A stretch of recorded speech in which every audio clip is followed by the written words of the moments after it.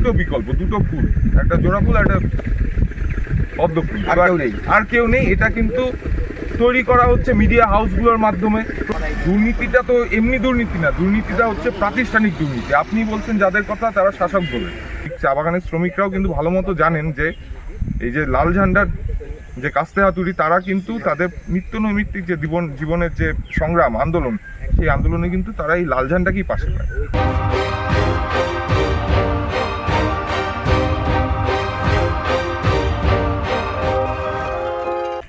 নমস্কার, পিপলস রিপোর্টারে আপনাদের স্বাগত। আমরা এই মুহূর্তে দাঁড়িয়ে আছি জলপাইগুড়ি কেন্দ্রের সিপিআইএম প্রার্থী দেবরাজ বর্মনের সঙ্গে। আমরা সকালবেলা আজকে দেবরাজের সঙ্গে প্রচারে ছিলাম বৈরাগীডাঙ্গা অঞ্চলে।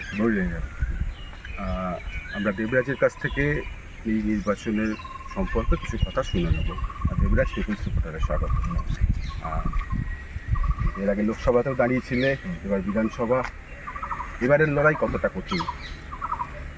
এবারের লড়াই মূলত বিধানসভা লোকসভার দুটো পার্সপেক্টিভ আলাদা হলেও দাবি লড়াইটা ওই মানুষের রুটি রুজি, কর্মসংস্থান এবং এবার নতুন যেটা সংযোজন হয়েছে এখানে, যে বিজেপি সরকার যেভাবে মানুষের গণতান্ত্রিক অধিকারের ওপর থাবা বসিয়েছে, সেই গণতান্ত্রিক অধিকার বাঁচানোর লড়াইও কিন্তু এই রুটি রুজি এবং কর্মসংস্থানের লড়াইয়ের পাশাপাশি এই লড়াইটাও এবার নির্বাচনের অন্যতম একটা ইস্যু। একজন মাস্টারমশাই হিসেবে রাজ্যের যে শিক্ষাক্ষেত্রের যে বর্তমান অবস্থা, সেটাকে তুমি কীভাবে দেখো? দেখুন, প্রথমত রাজ্যের শিক্ষাক্ষেত্র বা সরকারি যে শিক্ষা পরিকাঠামো, সেই পরিকাঠামোর ক্ষেত্রে আমরা দেখছি যে যেই পরিকাঠামো মানুষ বামফ্রন্ট সরকার একত্রে মিলে গড়ে তুলেছিল তিল তিল করে আর কি, স্কুলগুলো, বিদ্যালয়গুলো, এবার এই 15 বছর আমরা দেখছি স্কুল তো নতুন তৈরি হচ্ছেই না, স্কুলগুলো বন্ধ হয়ে যাচ্ছে। তো আমাদের কথা যে সাধারণ মানুষ, কৃষক পরিবার, তাদের ছেলেমেয়েরা কোথায় পড়াশোনা করবে?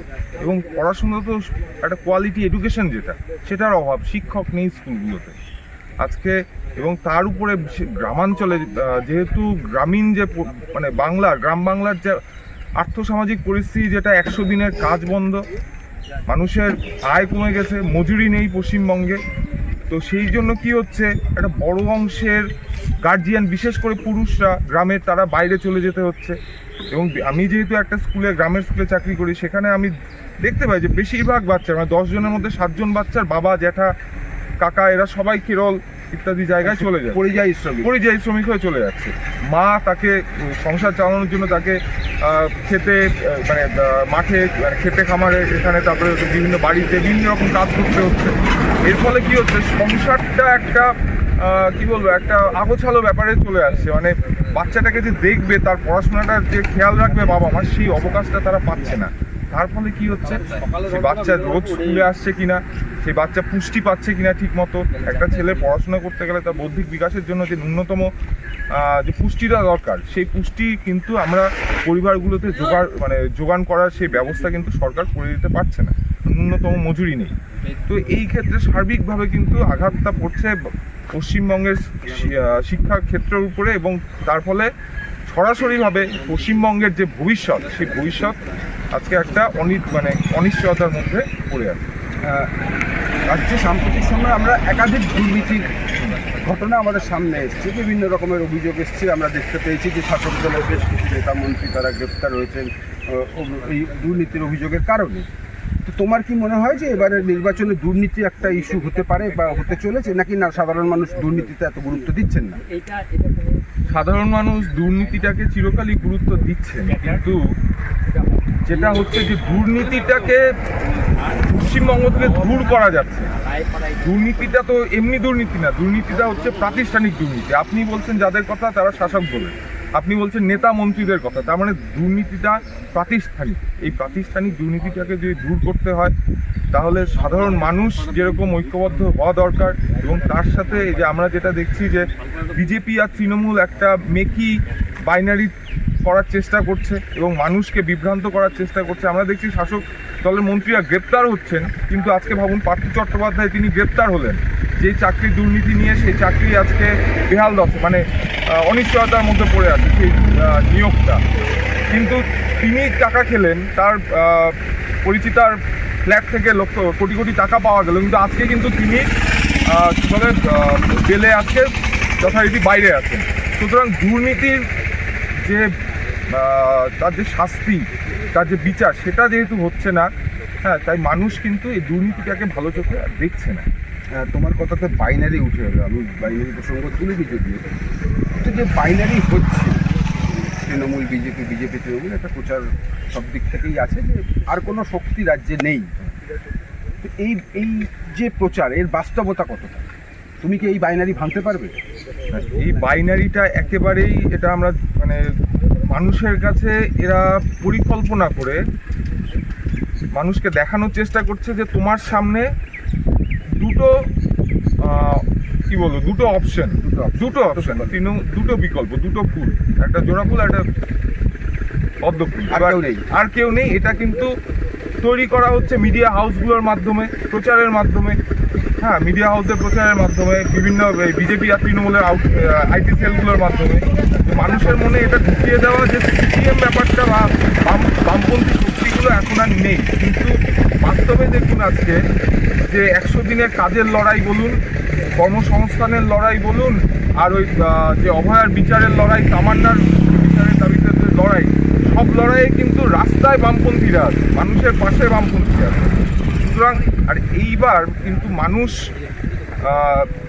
এই 10 বছর ধরে এই বাইনারির শিকার হয়েছে এবং বিভ্রান্ত হয়েছে, কিন্তু এইবার কিন্তু মানুষের মধ্যে এই আলোচনাটা দেখা যাচ্ছে যে তৃণমূল বিজেপির একটা সেটিং হয়ে আছে। কারণ প্রত্যেকটা নারদা সারদা সব কেলেঙ্কারিতে দেখা গেল যে শেষ অবধি কোনো বিচার হচ্ছে না। তো এই বাইনারি বা সেটিংয়ের যে সেটিংটা হয়ে আছে, সেই সেটিং মানুষ বুঝে গেছে, এবং সিপিএম যে আছে বা বামপন্থীরা যে রাস্তায় আছে, সেটা মানুষ তাদের দৈনন্দিন জীবনের যে বিভিন্ন, আজকে এই চা বাগানের যেখানে আমরা ঘুরলাম, সেখানে এই মজুরির যে আন্দোলন, সেখানে কিন্তু তৃণমূল বিজেপি কেউ নেই, সেখানে তারা মালিক পক্ষের সঙ্গে তাদের বোঝাপড়া আছে। সেখানে এই চা বাগানের শ্রমিকরাও কিন্তু ভালো মতো জানেন যে এই যে লাল ঝান্ডার যে কাস্তে হাতুড়ি, তারা কিন্তু তাদের নিত্য নৈমিত্তিক যে জীবনের যে সংগ্রাম আন্দোলন, সেই আন্দোলনে কিন্তু তারা এই লাল ঝান্ডাকেই পাশে পায়। আমার শেষ প্রশ্ন নয়, জলপাইগুড়ি কেন্দ্রের সমস্ত ভোটারের উদ্দেশ্যে সিপিআই এর প্রার্থী দেবরাজ বর্মন কি বার্তা দিতে চাই?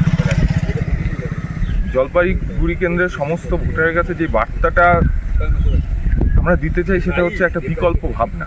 এই যে যেই কথাগুলো উঠে আসলো, হ্যাঁ, এর থেকে পশ্চিমবঙ্গকে বার করার পথটাই হচ্ছে বামপন্থা। যে বিকল্পগুলোর কথা বলছি, যে 100 দিনের কাজ বন্ধ, বাড়ির কী বলে ছেলেরা বাইরের রাজ্য, কেরল, হরিয়ানা, এইসব জায়গায় চলে যাচ্ছে। আমাদের কথা হচ্ছে আমরা ওই বিকল্প দিচ্ছি, যেই বিকল্পের মাধ্যমে ওই ছেলেটা, ওই পুরুষ মানে মানুষটা বাড়ি ফিরে আসবে, তার গ্রামে থেকে সে তার কাজটা করতে পারবে, পরিবারটাকে প্রতিপালন করতে পারবে, এবং তার সাথে যে শিশুর ভবিষ্যৎ, যে শিক্ষা ব্যবস্থা, যে স্বাস্থ্য ব্যবস্থা, হ্যাঁ, যেটা যে পরিকাঠামো একেবারে ভঙ্গুর অবস্থায়, সেই পরিকাঠামোকে গড়ে তুলতে চাই আমরা।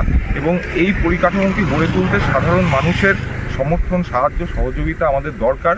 মানুষকে সঙ্গে নিয়ে আমরা চলতে চাই, কারণ তৃণমূল বলুন, বিজেপি বলুন, সিপিএম বলুন, যেই বলুন, এরা শক্তিশালী হয়, ক্ষমতায় আসে মানুষের শক্তি দিয়ে। সুতরাং জলপাইগুড়ির মানুষের কাছে আমার বার্তা যেটা হবে যে আপনারা সবচেয়ে শক্তিশালী, আপনারাই ঠিক করবেন। আপনাদের সহযোগিতা নিয়েই আমরা পশ্চিমবঙ্গকে, জলপাইগুড়ি বিধানসভাকে, মানে জলপাইগুড়িতে নতুন কলকারখানা স্থাপন যদি করা যায়, এই জায়গাগুলোকে আমরা করতে চাই। সেটা সাধারণ মানুষের সমর্থন, এই সমর্থনটাই আমার দেবরাজ পিপলস রিপোর্টারে এতটা সময় দেওয়ার জন্য অনেক অনেক ধন্যবাদ। নমস্কার। আপনারাও পিপলস রিপোর্টারের সঙ্গে থাকুন। নির্বাচনের ফলাফল কী হবে তার জন্য তো আমাদের 4 মে পর্যন্ত অপেক্ষা করতেই হবে, কিন্তু দেবরাজের কথা যেভাবে তাকে আত্মবিশ্বাসী দেখালো, তাতে দেখা যাক জলপাইগুড়ি কেন্দ্রে আগামী 4 মে কী ফলাফল হয়। নমস্কার।